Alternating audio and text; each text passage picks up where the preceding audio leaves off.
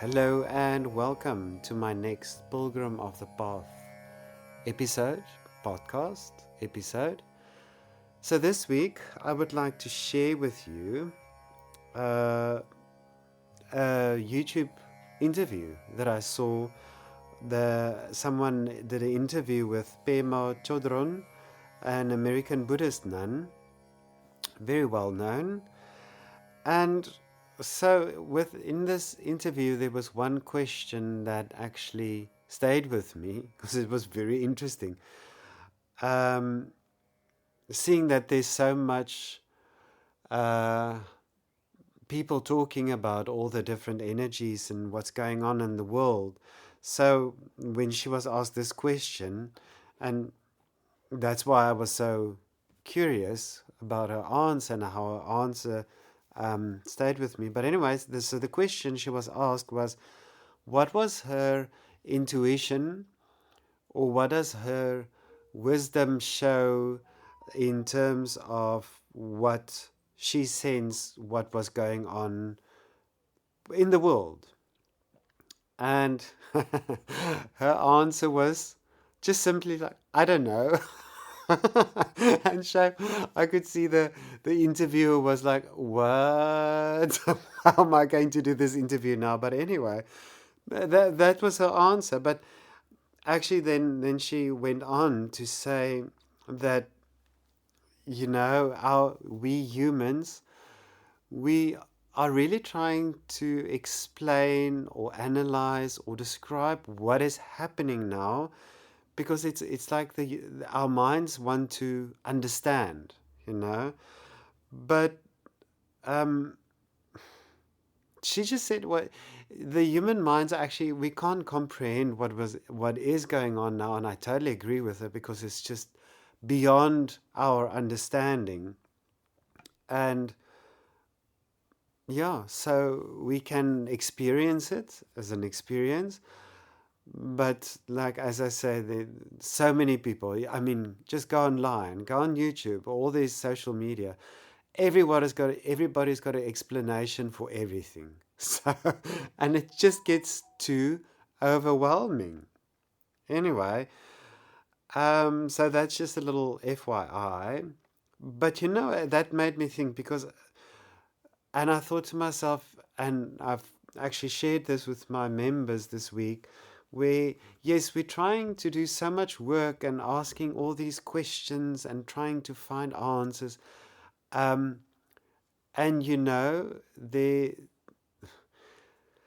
yes, we have to do it, because I think we're not that, not I think, we're not that evolved yet to be able to really, really understand, what's going on in the beyond.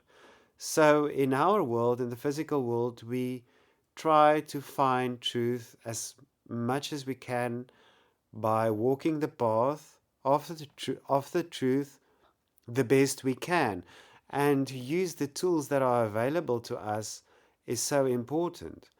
But that's where your discernment comes in, is what is your tools, what is helping you and what not, what is keeping you away from the truth. But anyway, I'm going off topic now. But anyway, so okay, so that's what I wanted to say. So even though we can't comprehend what is happening now, we can still, like I said, find our tools. And I think the biggest tool of them all is to return to our stillness, to find that moments of silence. So it doesn't mean sitting back and allowing things to happen the way they're supposed to happen and get crazy, and you get all worked up and all of those things. Like, no, no, no, no, no. There's still work to do, still work to be done. Because we can still ask for guidance on our path and do that inner work within us, or do the inner work, moving through the bushes and thorns on our way as we're walking the path. Because it's not always sunshine and green grass and nice soft ground you can walk on. No, sometimes there are bushes and thorn bushes to get through, you know. So here's my thought for the week, and you can just feel how it lands with you. So, as I mentioned, yes, there is a shift happening around you, and I'm sure you can feel it by now. And I actually opened with this podcast, so yeah. You, but you know, you can actually feel it maybe as a restlessness, uncertainty, or as an edge. It just keeps on scratching, right? That scratchy feeling, and it doesn't want to settle. So the our reaction might be, or our instinct could be, to retreat, to find solitude, just to wait, and yeah, to feel safe. We're in a space where everything feels safe and known, right? Um, because that's what the ego want us to do. It wants to stay safe, feel familiar, so it can feel superior and say, well, look at me, I'm protecting you. But anyway, so, but now something deeper is moving, because you are not being pushed back, you are being called forward. And so, as I mentioned, there was a time where your survival asked you to be cautious.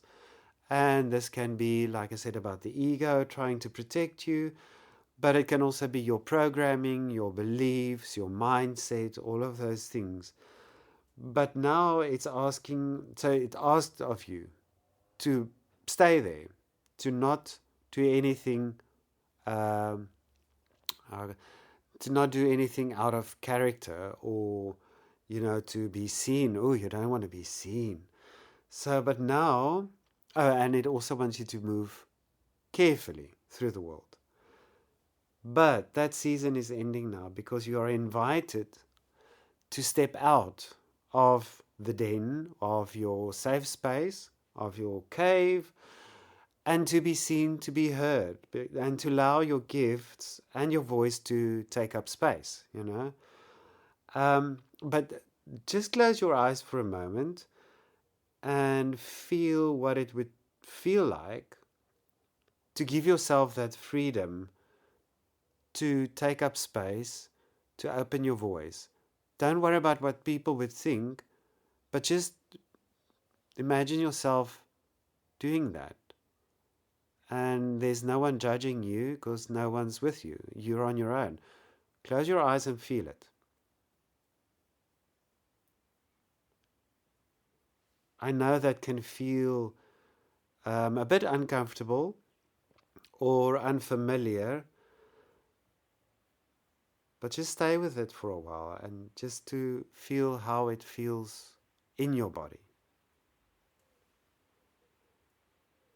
And this is not about being in danger.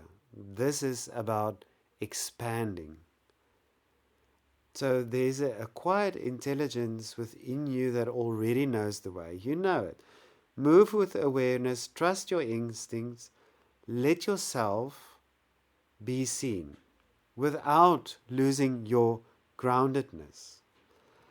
And alongside that, something more primal is waking up, a remembering, a return to the part of you that doesn't ask for permission. You know how to track what matters. You know how to move with direction. You know when to go alone or when to move with others, right? And you've been holding back what you've really been wanted. So now, stop thinking about it and just do it. Nike, just do it. That thing, there we go. Because the life you are waiting for is not somewhere ahead of you, it's right here in front of you. But it does ask a little something of yourself. That is why we call it work. Because you need to step up, take the courage, and move forward with integrity, honesty, truth, compassion, love, for the benefit of all, not just you, because the work that we do here, yes, you do it for yourself, but can you imagine what your interaction would be, how you show up in the world outside, and how you would be treating people? So it has got a ripple effect of how other people experience your behavior. And so for this week, instead of asking, is this safe? What are people going to think? Ask rather, is this true for me? And follow that. So this week, just take one step you've been avoiding. Don't try to analyze it. Just return to your inner guidance, that divine guidance within you, and act. But like I say, I think as I've previously mentioned, just feel into that part of your body where these decisions sit and how they move, how they feel in your body. You know, there's the gut feeling, there's the heart feeling, and then there's the mind feeling. So find out exactly where this decision or feeling lies. And as I always say, or as I've previously mentioned, if you feel that you do need a little bit of more guidance, you've resonated with my episodes, and you feel like, okay, you're ready to move forward, you are more than welcome to join us online, Pilgrim of the Path Circle. We are almost at the end of our chakra journey. I think we've been going for the past 8 weeks. So we've been every week we've stayed with and explored the chakra, each chakra on its own. So I think there's about 2 or 3 weeks left. But I mean, all this material stays on the portal, so you always have the opportunity to go back into history and find more videos and information. So, and then as we close this chakra journey, I will share with you soon where we go next on this path, Pilgrim of the Path. So with that, I'm looking forward to connect with you again next week. And in the meantime, be kind to yourself, be kind to everybody around you, and may our path be guided and inspired by the light of compassion and love. Namaste.